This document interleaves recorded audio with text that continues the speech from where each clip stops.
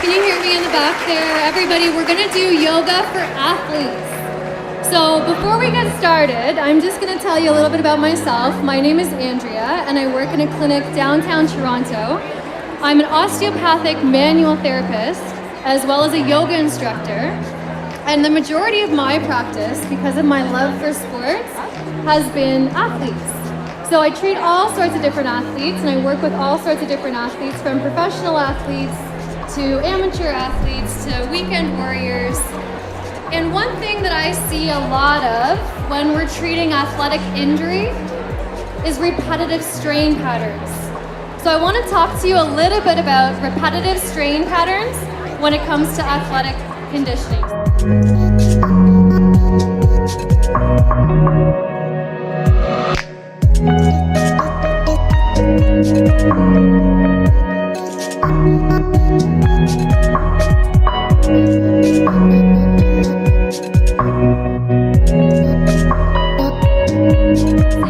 I myself love volleyball. That's my favorite. I used to compete a little bit with volleyball. Also played a lot of water polo. Was also competing snowboarding, bordercross. So those are my main sports. And when I was seeing my athletes, as I was saying to you, they'd often come in with shoulder strains, right? Knee issues. Think about what happens to us when we're playing sports. So like I said, knee strains, back problems, shoulder issues, neck issues, different types of tears. And we end up predisposed to certain injuries based on the sports that we play. So repetitive strain patterns, let me tell you what those are. For example, let's just say I'm a soccer player, who's a soccer player, right over here. So when we go to kick a ball, and we follow through with our hip. Something starts to happen in our body when we start to rep things out. So if you've ever played anything competitively, maybe growing up, or you currently play competitively, anything, you know your coach will be telling you need to rep. Meaning you have to repeat a motion over and over and over again so that when game time comes, you're able to execute that motion. So as a volleyball player, you're taught to hit the volleyball over and over again. Your coach will set you balls, you keep hitting it, so that you build something called a neural network from your brain to your muscles, so that when you jump up to hit, boom, you hit the ball, and when you're under pressure in a game type setting, you're still able to execute. Your brain loves that. Your coach loves that. Your body hates that. So here's why. As I was saying, we create these repetitive strain patterns. Our brain and our spinal cord are by far our body's priority. So I brought my spine with me. Been talking all day in these workshops, and this is what I wanted to point out. Your brain, your spinal cord are by far the priority, because the spine, the nerves that branch off the spine, innervate with muscles, but they also innervate with organs. So your body has this need to protect it. So what I thought about today with you guys, I'm like, do I want to teach this fast-paced athletic flow, lots of core stability, athletic style, or do I want to teach you or help you understand your own restrictions, where those restrictions lie, so that when you're in your next practice, when you do the sequence after this sequence, you're better able to understand where you need to pay a little bit more attention, where you have a little bit more inflexibility, where you have a little bit more flexibility, where we can move and where we can't move.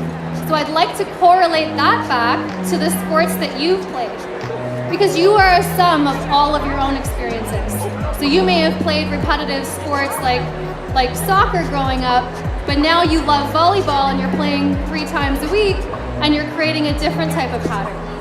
So as we are about to move, I want you to really tune into the movement that you feel and the restrictions that you feel. But first, I want to explain what this repetitive strain pattern is.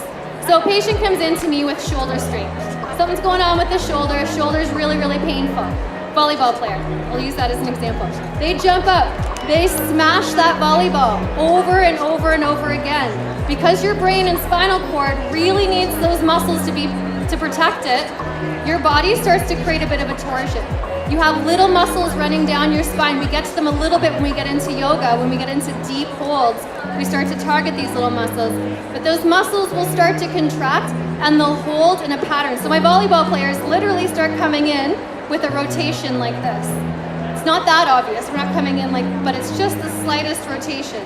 So what starts to happen to that volleyball player with this rotation that they've repped since they were little kids and that pattern has started to develop, every time they go to pull their shoulder back, they're already slightly rotated. It's straining their shoulder. Can you see that?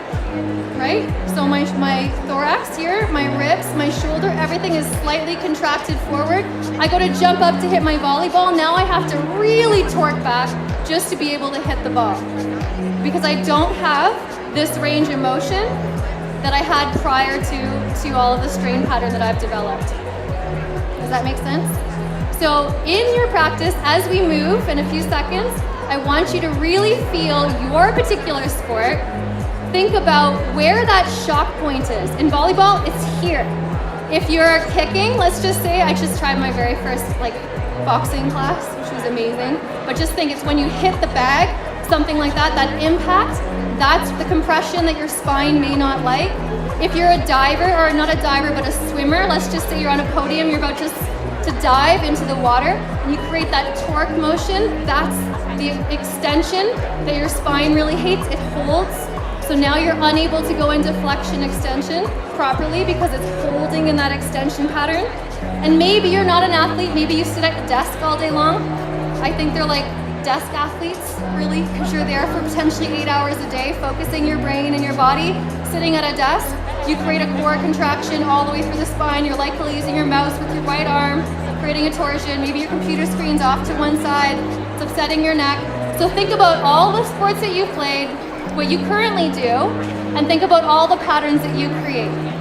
So what I'd like you to do is come right back onto your sit bones. So if anything's on your mat, you can just place it to the side, make room for your neighbors.